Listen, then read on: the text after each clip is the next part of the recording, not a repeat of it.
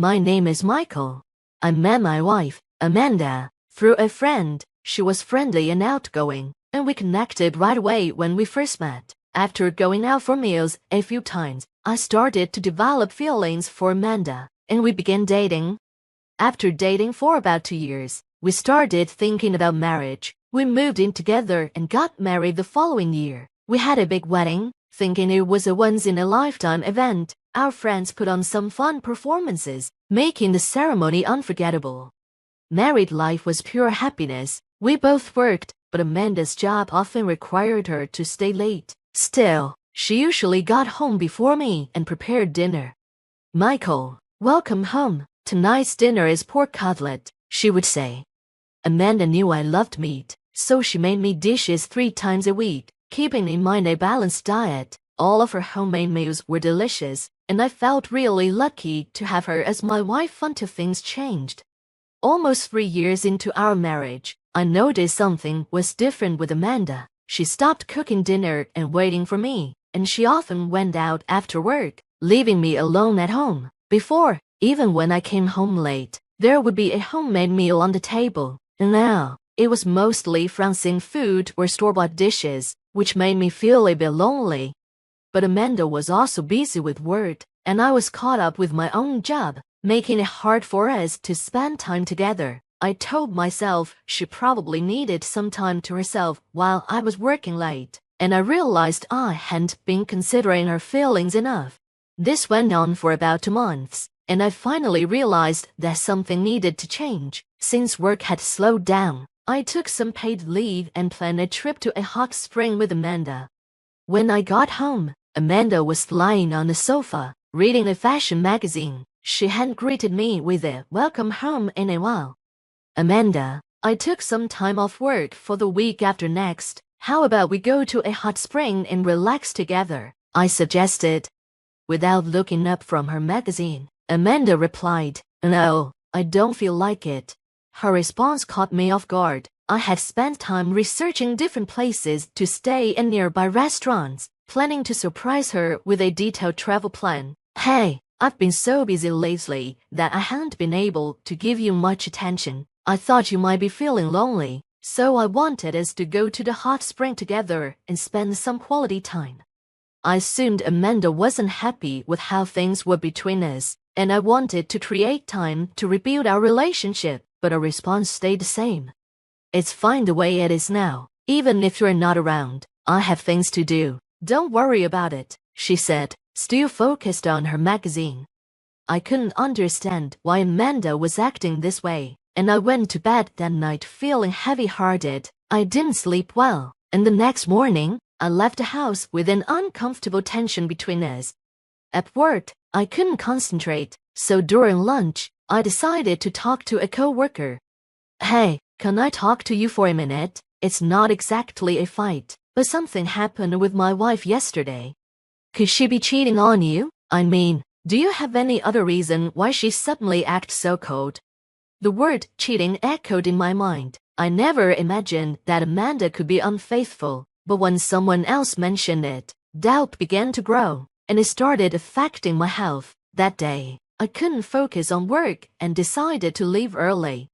When I got home, I went straight to the bedroom, took off my suit jacket, and collapsed onto the bed without changing into my home clothes. There was still some time before Amanda would come home. I decided to sleep until then and felt a bit more relaxed in the cool, dimly lit room with my eyes closed. Since I hadn't slept well the night before, I quickly became drowsy and was almost asleep. I was almost asleep when I heard the front door close and the sound of a woman laughing, along with several people entering the house. I woke up and listened closely to the noises. I recognized Amanda's voice. At first, I thought she had just come home, but then I heard an unfamiliar male voice, which made me more suspicious that she might be cheating. I could hear footsteps approaching the bedroom, and my heart started racing. "Oh, wait," Amanda said as she opened the bedroom door. She hadn't expected me to be there and looked surprised for a moment, but then she spoke in a mocking tone. "Oh, Michael, why are you here?" I wasn't feeling well, so I left work early and went to bed. "Weren't you supposed to be at work, Amanda?" I took a paid day off and went out. Amanda replied without any concern for my health. She glanced at the tall man standing behind her with his arm around her shoulder. You went out. I wanted to tell the man to keep his hands off my wife, but I felt nauseous and had a headache, so I could only say that weakly. Well, you know now, right? I'm cheating on you with this guy, and it's your fault, so I won't apologize, Amanda said, standing defiantly with her arms crossed. I was stunned that she admitted to cheating so easily. I was completely confused. Stop looking at me like that. You've ignored me for so long. Scott treats me like a real woman, and being with him makes me feel better. He's up to date with current trends since he's a company president, and he's always exciting and fun. I recognized the man Amanda was praising. When she mentioned he was a company president, it clicked.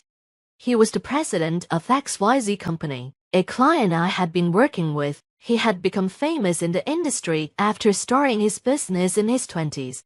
I had visited his company for business and exchanged business cards with him. Why? I asked Amanda. I already told you, that's why, but I don't mind getting a divorce, she replied. When I heard the word divorce, I wanted to stop Amanda, but she started to leave the room with Scott. Are you really okay with ending our marriage so easily? I asked. But Amanda just said it didn't matter anymore and tried to leave with him. Scott flashed a confident smile at me and said, I'll make sure Amanda's happy, so don't worry, before leaving the room with her. After that, I went through a divorce and received alimony. However, I became mentally unwell and had to take time off from work. The reason Amanda cheated was that I prioritized my job and didn't spend enough time with her. To fill the void, Amanda started going to bars alone, where she met Scott. Since Amanda was naturally friendly, it didn't take long for her to get close to him. During my time off, a colleague I had confided in about the cheating contacted me and informed me that Scott's company, which was a client of ours, had relocated its headquarters and withdrawn from New York. Knowing this, I felt to be relieved that even if I returned to work, I wouldn't have to deal with Scott's company anymore. Several years passed since those difficult days, and I eventually recovered mentally. By a stroke of luck, I met a wonderful woman and decided to remarry. I had changed jobs and moved to a rural area, which was more comfortable and surrounded by nature compared to the city. My new married life was going well, and I was living peacefully. However, I ended up getting involved in another situation. When I arrived at the station, I was taken to a room where my ex-wife, Amanda, was waiting. As soon as she saw me, she started yelling excitedly. This guy, officers, this guy is a stalker. He's been following me around, it's so creepy. Stalker, what are you talking about? I replied, completely shocked. How shameless. There's a limit to how much you can harass someone after breaking up, Amanda continued. I couldn't understand what Amanda was saying, so I asked for an explanation. But Amanda just kept accusing me, and I couldn't figure out the main point of her story. Then a police officer brought in another man. It was Scott. Hey, I heard from Amanda that you've been quite persistent. It's been years since the divorce. Do you still have feelings for her? Scott said. I didn't want to hear this from the person who had caused the divorce, so I asked the police officers who brought Scott in to explain the situation. It turned out that Amanda had been stalked by someone for a long time, and she had reported me to the police because the stalker resembled me. The police investigated and discovered that I had recently moved to this town, so they brought me in for questioning. I understand the situation, but Amanda, I didn't even know you were living in this town, I explained.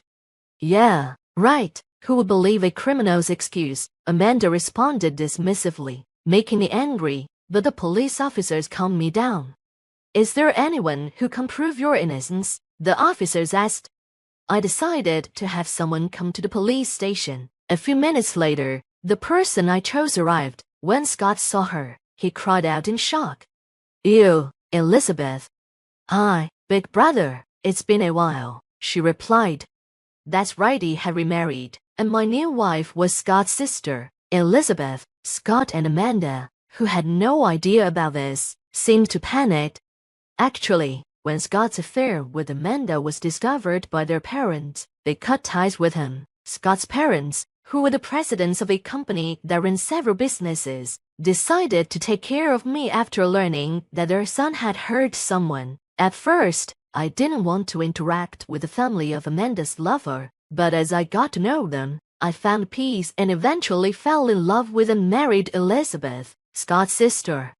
"You've got to be kidding me. I haven't heard anything about this," Scott shouted, but Elizabeth, who was used to her brother's behavior, argued back. "Well, I don't have to inform someone who doesn't consider us family anymore. Besides, during the time you claim Michael was stalking Amanda, he was actually having dinner with me at a hotel's restaurant. You can't check our names on the reservation list, and the waiter who served us wine can't confirm it." With Elizabeth's help, I was finally cleared of all charges. As we left the police station, feeling grateful, Amanda and Scott followed us. Scott grabbed Elizabeth's shoulder. "Wait a minute, did you really marry this guy? He failed in the city and ended up in a rural area. You regret it if you marry someone like him," Scott said. "That's right," Amanda added. "He neglected me a lot when we were married, too." It seemed these two would do anything to ruin our happiness, but as Elizabeth shook off Scott's hand, a luxury car pulled up in front of the police station. As soon as Scott saw the person who got out of the car, he exclaimed, "Oh, Dad."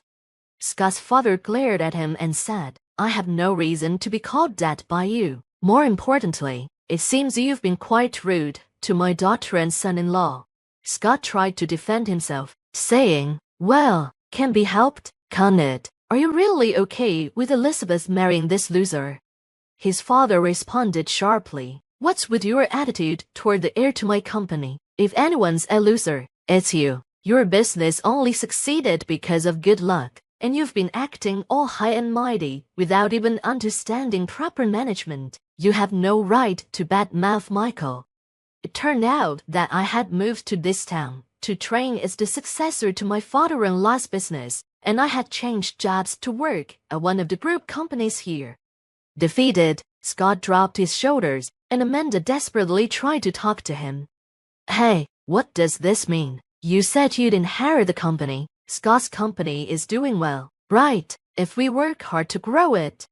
Scott's father interrupted, "What? You haven't heard. His company is on the verge of bankruptcy, and considering his excessive spending, he's probably in debt too, isn't he?" Scott fell silent, having been hit with the harsh truth by his father. Elizabeth added the final blow. "Big brother, you told Michael's ex-wife that you'd definitely make her happy, but it seems you're all talk, aren't you? And to believe that so much do you lack in judgment?" With that, the suspicion of stalking against me was cleared. Afterward, Scott's company went bankrupt, and Amanda left him. On the other hand, I was finally free from the troubles caused by Amanda and Scott, and I am now living a happy life with Elizabeth.